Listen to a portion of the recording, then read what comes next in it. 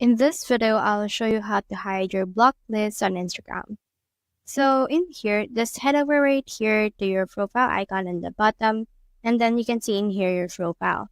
So you can see in here your followers, your following, and if you're actually looking for your blocked list, then you can actually head over and see it on your settings. But first, let's try to block someone right here in order to show you what it looks like. For example, let's try to block this person and block them.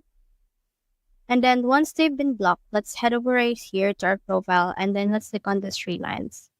Now in here, you can click on the search bar and search in here for block. You can see in here this blocked right here. And then you should be able to see in here all of the people that you have blocked on the past or recently.